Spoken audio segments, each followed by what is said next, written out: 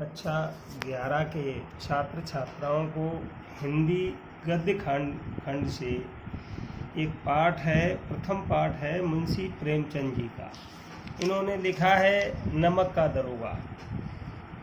मुंशी प्रेमचंद द्वारा लिखित नमक का दरोगा नामक कहानी मानव मूल्यों पर आस्था जगाने वाली एवं आशावादी कहानी है।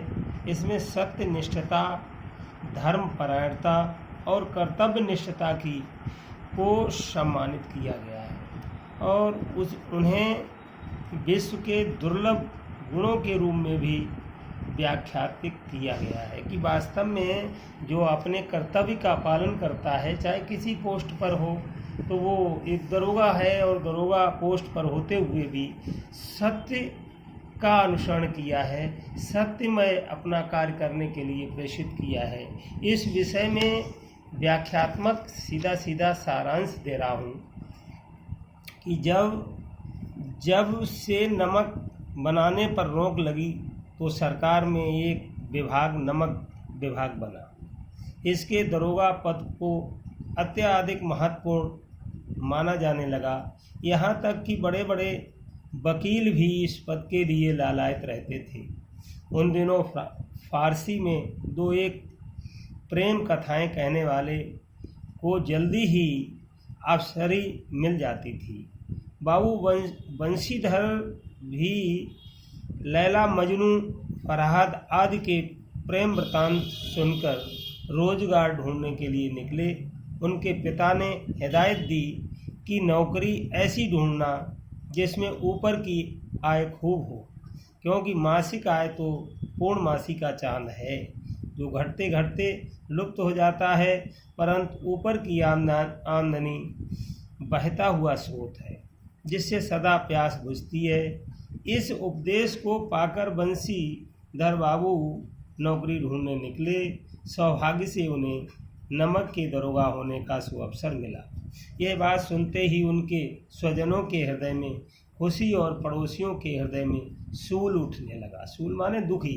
दूसरों के सुख से लोग अत्यधिक दुखी हो जाते हैं। तो इस प्रकार से जब मुंशी बंशीधर ने ये बताया कि जाड़े की एक रात मुंशी बंशीधर को अभी यहाँ यमुना के पुल पर आए 6 महीने से अधिक नहीं हुए थे, उन्होंने जल्दी ही अपने कार्य कुशलता और उत्तम आचार में अफसरों का मन मोह लिया था। दरोगा जी की नींद अचानक पुल पर से गाड़ियों की आवाज़ को सुनकर खुली। वे हड़बड़ाकर उठ बैठे।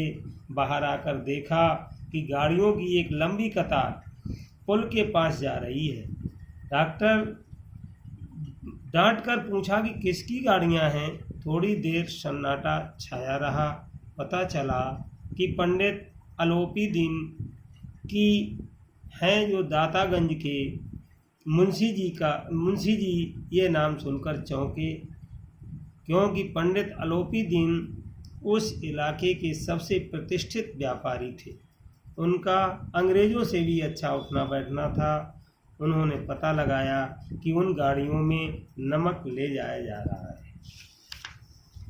इस प्रकार से पंडित आलोपी दीन अपने सजीले रथ पर अर्धसुप्त अवस्था में, माने आधे जगे और आधे जो है उस सुप्त अवस्था में चले आ रहे थे कि उन्हें समाचार मिला दरोगा जी ने गाड़ियां रोक दी हैं और वे घाट पर आपको बुलाते हैं।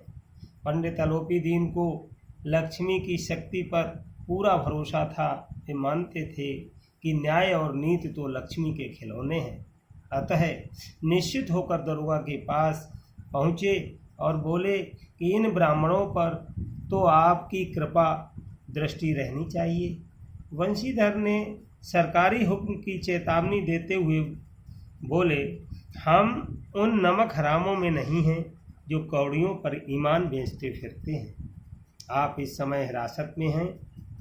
दरोगा ने बदलू सिंह को सेठ जी को हिरासत में लेने का हुक्म सुनाया, किंतु आलोपी दीन के प्रभाव के कारण वह उन्हें छू तक न सका। इस प्रकार आलोपी दीन भौचक्के रह गए और उन्होंने आज तक धन को धर्म के आगे हारते न देखा था। अतः वे उसके सामने गिड़गड़ाए, दया की गुहार की, फिर भी बंशीधर पर कोई असर न हुआ। सेठ जी ने 1000 रुपये तत्काल देने की बात कही। बंशीधर ने गर्म होकर कहा, 1000 नहीं, 1,00,000 भी मुझे सच्चा मार्ग से विचलित नहीं कर सकते। सेठ जी ने रिश्वत की रास 5, 10, 15, 20, 30 और 40,000 तक बढ़ा दी, किंतु बंशीधर का ईमान नहीं डगमगाया। सेठ जी ने दया याचना भी की, किंतु हिरासत के आदेश दे दिए। कहने का अभिप्राय है कि जहाँ पर परिश्रम है, ईमानदारी है और एक सच्चा पद का उपयोग करने वाला व्यक्तित्व होता है, वो अपने कर्म से ही आगे बढ़ता है। उसका परिश्रम, उसका धर्म ही उसके साथ रहता है, वो लोलुपता में कभी नहीं आता है। मेरे कहने का अभिप्राय यही है कि हम सबको अपने निष्ठता के साथ, कर्म और धर्म के साथ अपना कार्य करना चाहिए, जो हमारे चरित्र को उज्जवल और स्वस्थ बनाता है। इसी प्रकार से अगले दिन दुनिया ने सुना तो खूब बातें होने लगीं। पंडित जी के व्यवहार की निंदा हुई। बेईमान और भ्रष्टाचारों अफसरों ने भी उन पर टीका टिप्पणी की। जब गर्दन झुकाए आलोपी दीन अदालत में पहुँचे तो मानो सारा शहर उन्हें इस हालत में देखने के लिए उमड़ पड़ा। अदालत में पहुँचते ही हालत बदल गई। यहाँ के सभी कर्मचारी उनके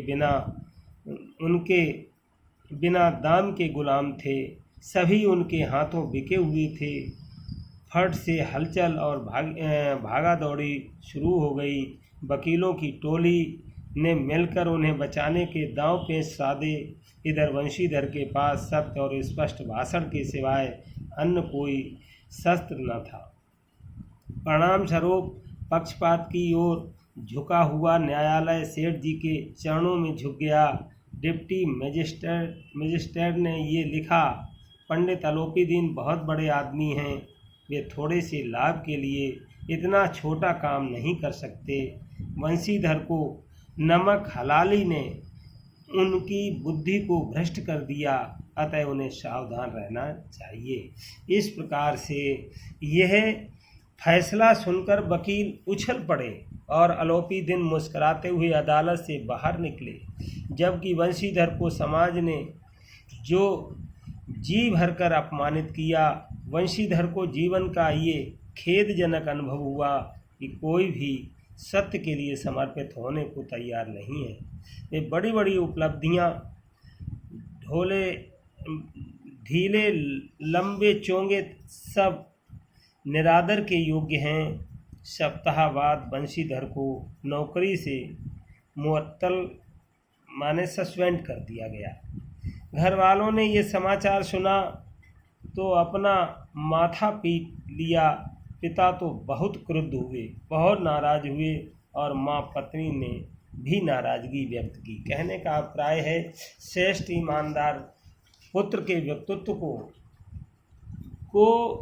जो है अपना अच्छा ना समझते हुए पिता ने क्रोध से उनको डांटने का प्रयास किया।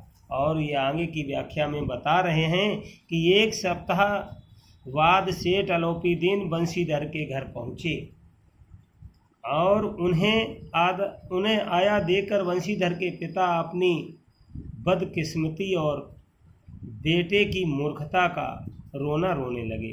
किंतु आलोपी दीन ने उन्हें चौंकाते हुए कहा, आपका बेटा कुल तिलक है, ऐसे धर्मपरायण मनुष्यों पर तो सर्वस्व अर्पण किया जा सकता है। उन्होंने बंशीधर से कहा, आज मैं स्वयं आपकी हिरासत में चला आया हूँ। मैंने इस दुनिया में सबको खरीद कर गुलाम बना लिया, मुझे परास्त किया तो केवल आपने। मैं आपके सन्मुख एक विनय लेकर आया हूँ। चालता और गुड़ ग्राहकता देखकर बंशीधर बाबू पिघल गए। सेठ जी ने बंशीधर के सामने प्रस्ताव रखा कि वह उसकी सारी संपत्ति का स्थायी मैनेजर पद स्वीकार करें। उसे 6,000 वार्षिक वेतन के अतिरिक्त रोजाना खर्च, सवारी के घोड़े, बंगला, नौकर चाकर मुफ्त मिलेंगे। यह प्रस्ताव सुनकर बंशीधर ने हाथ जोड़ दिए और कहा, मुझ में न विद्या है, न बुद्धि है, न वह अनुभव जो इन त्रुटियों की पूर्ति कर देता। ऐसे महान कार्य के लिए एक बड़े मर्मज्ञ अनुभवी मनुष्य की जरूरत है। इस प्रकार से अलोपीदीन ने कलम दान से कलम निकाल कर बंशीधर के हाथों में देकर कहा, न मुझे विद्वता की चाह है, न अनुभव की, न मर्मज्ञता की, न कुशलता की। इन गुणों के महत्व का परिचय खूब पा चुका हूँ। अब सौभाग्य और शुभ अवसर ने मुझे वह मोती दे दिया है जिसके सामने योग्यता और विद्वता की चमक फीकी पड़ जाती है। परमात्मा से यही प्रार्थना है कि आपको सदैव वही नदी के किनारे वाला बेमोहब्बत, उद्दंड, कठोर परंतु धर्मनिष्ठ दरोगा बनाए रखे। बंशीधर की आंखें कृतज्ञता से डबडबा आईं। उसने भक्ति भाव से नियुक्ति पत्र पर हस्ताक्षर कर दिए। अलोपीदीन ने प्रफुल्लित होकर उसे गले लगा लिया। इस प्रकार से इस पाठ का व्याख्यात्मक सारांश आप लोगों के समक्ष पढ़ाया।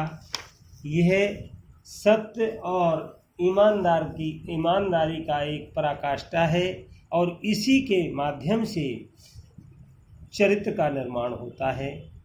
भले इस संदर्भ में कुछ शब्दार्थ भी इस पाठ के दिए गए हैं। हम सभी छात्र छात्राओं से चाहेंगे कि इस पाठ को पहले रिवीजन करेंगे, पढ़ेंगे और इनके शब्दार्थ भी याद करेंगे। होमवर्क में शब्दार्थ हैं वो आप कंठस्थ करें।